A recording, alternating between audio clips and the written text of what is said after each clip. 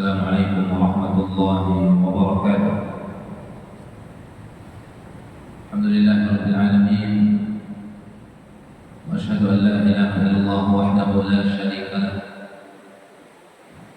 Syahadatan tanfa'u man qalaha yawma liqa'ih.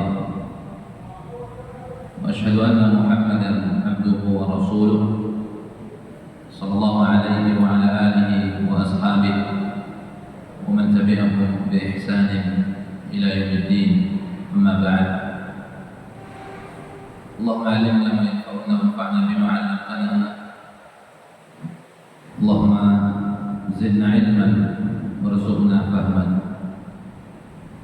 Dari hadirat kaum muslimin dan muslimat di masa zuhur ini muliakan oleh Allah Azza wa Jalla. Bersyukur kita kepada Allah Subhanahu wa taala atas limpahan nikmat karunia yang senantiasa dicurahkan, dilimpahkan oleh Allah Taala kepada kita semua. Dengan itulah kita bisa sama-sama ke tempat yang mulia ini, rumah di antara rumah-rumah Allah Taala, dan kedatangan kita ke sini tujuan utama kita adalah melakukan salat secara berjamaah bersama kaum muslimin. Karena seyogianya setiap muslim harus bisa mengagungkan salat di dalam dirinya, harus bisa mengagungkan salat di dalam jiwanya. Ketika salat dia perhatikan dengan sesungguhnya dan dia laksanakan sesuai dengan perintah Allah Subhanahu wa taala, sesuai dengan bimbingan Nabi sallallahu alaihi wasallam, maka biidznillah salat yang dia lakukan akan dijadikan sebagai kemudahan baginya, akan dibimbing dirinya selalu dalam ketaatan kepada Allah Subhanahu wa taala. Allah mengatakan wasta'inu bis-sabri was-salah. Salam dan salam tercurahkan ke Rasulullah SAW dan juga tercurahkan salam untuk keluarga Nabi, seluruh para sahabatnya radhiyallahu anhum ajma'in wa man tabi'ahum bi ihsanin ila yaumiddin. Allah Jalla wa Ala mengatakan di dalam surat At-Taubah, "A'udzu billahi minasyaitonir rajim. Inna iddatash shuhuri indallahi 12 syahran fi kitabillah. Yawma khalaqas samawati wal arda minha arba'atun hurum. Dzalika ad-dinul qayyim. Fala tazlimu fihinna anfusakum." Di dalam ayat yang mulia ini Allah menyebutkan kepada kita semua bahwa dirinya menciptakan bulan-bulan selama hitungan dalam satu tahun 12 syahran fi kitabillah yauma khalaqas samawati wal ardh. Allah menciptakan bulan-bulan, dan yang dimaksud di sini adalah bulan Hijriah. Hitungannya sampai kepada 12 bulan. Inna iddatash shuhuri indallahi 12 syahran fi kitabillah. Yauma khalaqas samawati wal ardh, hari di mana Allah menciptakan langit dan bumi.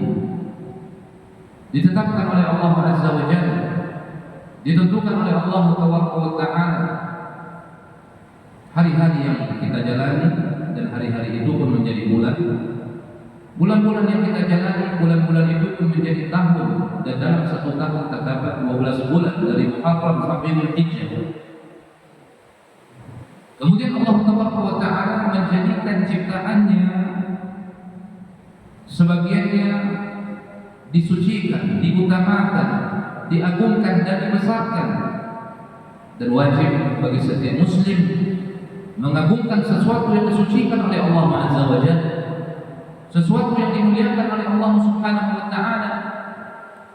Maka di antara ciptaan-ciptaan Allah Jalla wa Ala yang dimuliakan dan diutamakan dari sebagiannya tentang penciptaan bulan ini. Allah mengatakan minha arba'atun hurum.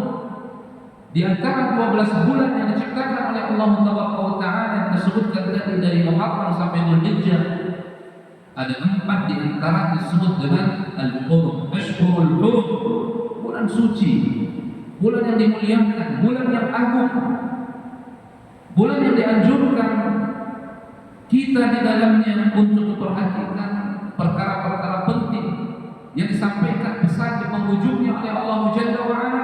Fala tazlimu fihinna anfusakum, jangan kalian sekali-kali melakukan kezaliman terhadap diri kalian. Jangan kalian melakukan kezaliman terhadap diri kalian di dalam bulan itu.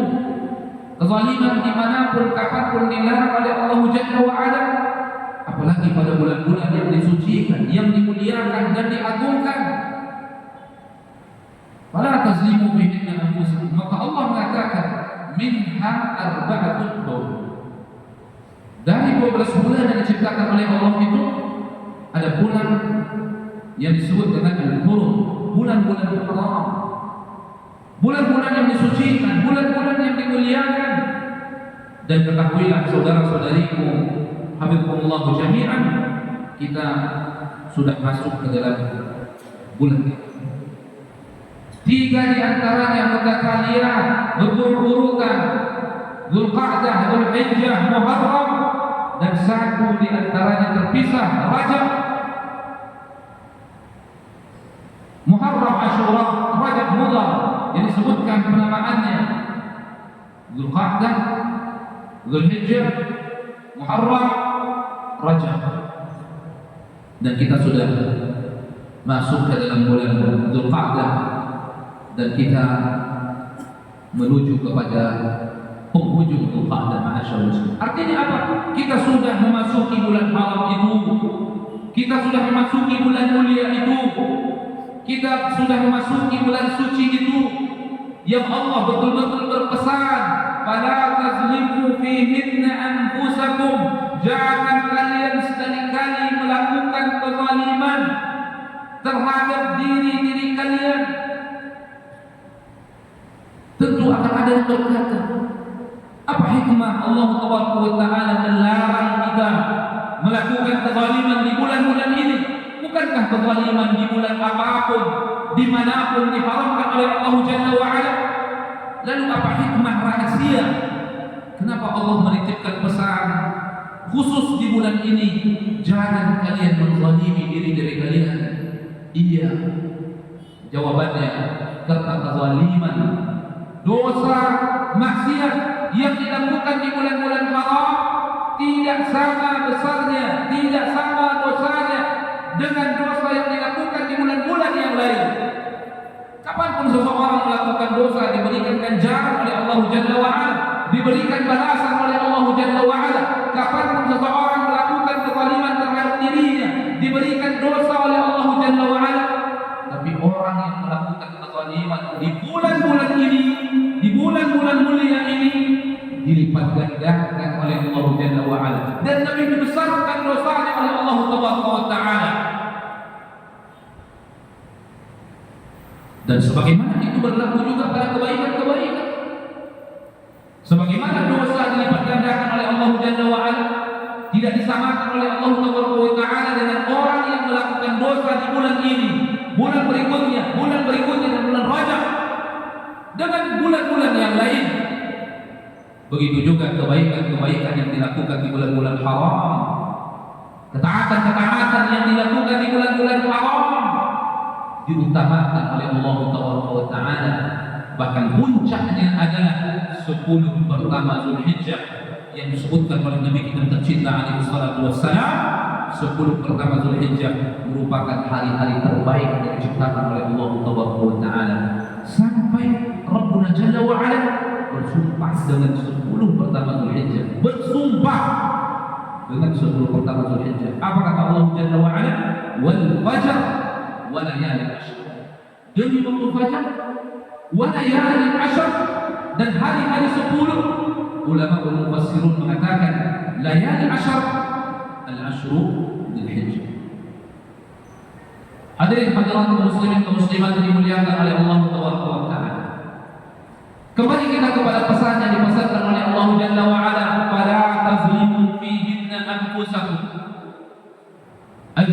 thalatha. Ketika Allah mengatakan jangan kalian melakukan kezaliman, jangan kalian menzalimi diri kalian. Kezaliman itu saudara-saudariku ada 3. Zulmul 'abdi li rabbih, zulmul 'abdi li nafsihi, zulmul 'abdi li ghairihi. Kezaliman itu terbagi kepada 3 secara tersesat. Yang pertama adalah kezaliman seorang hamba terhadap Rabbnya. Kezaliman seorang manusia terhadap Sang Penciptanya.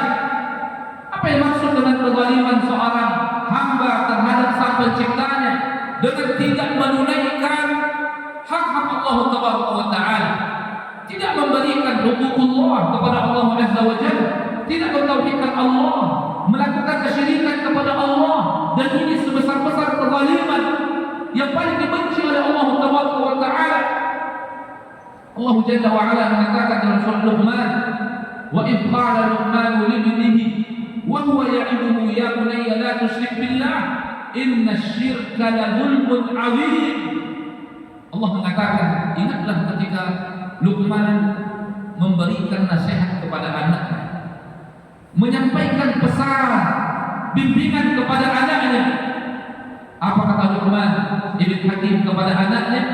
Ya bunayya la tusyrik billah, wahai anakku, la tusyrik billah, jangan kamu melakukan kezaliman kepada Rabb, jangan kamu melakukan kesyirikan kepada Rabb, jangan kau sekutukan Rabb. Artinya apa? Tauhidkan Allah, esakan Allah. Inna syirka la zulmun 'adzim, sesungguhnya kesyirikan merupakan kezaliman yang besar. Kezaliman yang paling besar yang dilakukan oleh seorang hamba terhadap Allah, kesyirikan, dosa yang paling dibenci oleh Allah Tabaraka wa Ta'ala, kemungkaran yang paling dibenci oleh Allah Jalla wa Ala. Ini kezaliman yang pertama, sebesar-besar kezaliman, kezaliman yang paling dimurka oleh Allah Tabaraka wa Ta'ala.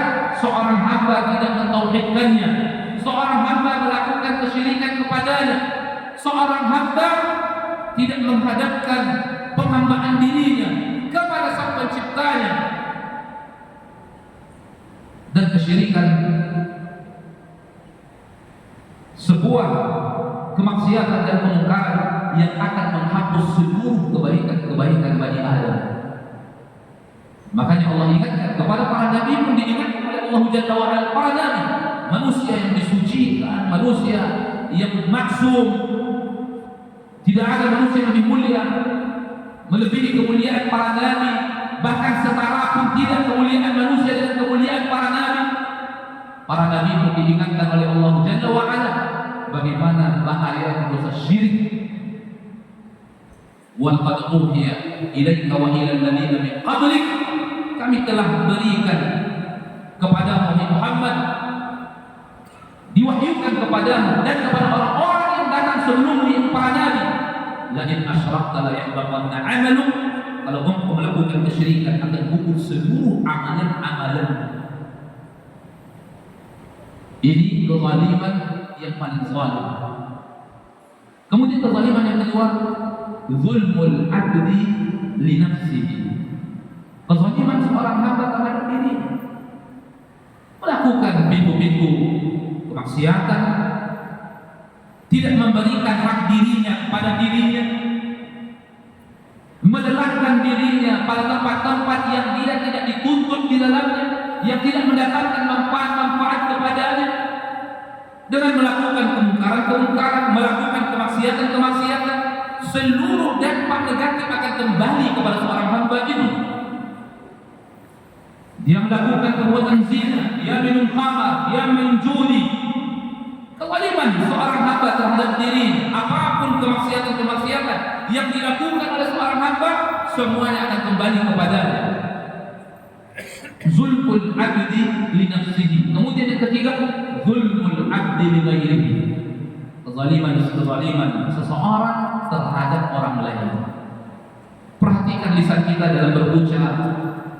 Jangan sampai lisan kita menggunjing, jangan sampai lisan kita memfitnah, jangan sampai lisan kita mengadu domba, Jangan sampai lisan kita berucap dengan ucapan yang kotor, bercarut marut, dan ucapan yang dimurka oleh Allah Subhanahu wa taala. Berapa banyak dosa yang diakibatkan oleh ucapan lisan yang tidak berpikir sebelum mengeluarkan ucapannya, yang tidak berpikir sebelum mengeluarkan kalimat-kalimatnya, sebelum mengeluarkan kata-katanya, yang ujung-ujungnya dia menzalimi dirinya. Karena sejatinya siapapun yang dia zalimi, kezaliman itu akan kembali kepadanya nanti pada hari kiamat. Nabi mengatakan, "Dzulmu dzulumatun yaumil qiyamah." Kezaliman menjadi sebuah kegelapan pada hari kiamat, kata Nabi sallallahu alaihi wasallam. Allah mengatakan apa? Fala taslimu fihinna anfusakum. Jangan sekali-kali kalian menzalimi diri kalian wahai manusia di bulan-bulan ini.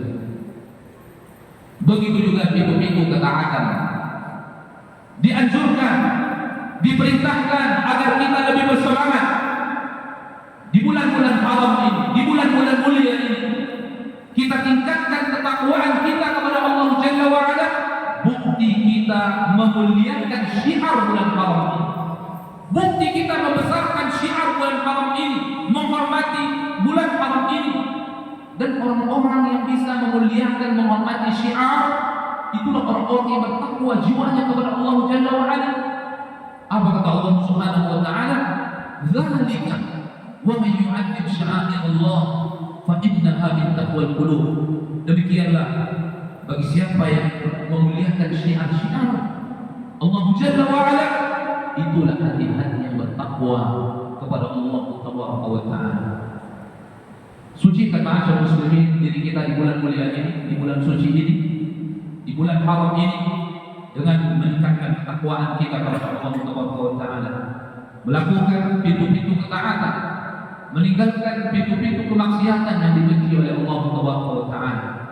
Perbanyak zikir kepada Allah Subhanahu wa taala, perbanyak melakukan benih-benih ketaatan kepada Allah Jalla wa Ala, dan puncaknya nanti ketika datang bulan Zulhijjah 10 pertama yang Nabi mengatakan, "Ma min ayyamin," tidak ada hari-hari yang diciptakan oleh Allah Subhanahu wa taala di muka bumi ini lebih utama amal saleh yang dilakukan di dalamnya melebihi keutamaan amal saleh yang dilakukan di bulan-bulan Zulhijjah, di hari-hari Zulhijjah, kata Nabi. Sahabat Nabi mengatakan, "Bagaimana dengan jihad ya Rasulullah?" Qala wa la jihadu fi sabilillah. Begitu juga dengan jihad, illa rajulun kharaja min baitihi bi nafsihi wa malihi wa lam yarji' min dzalika bi syai'in.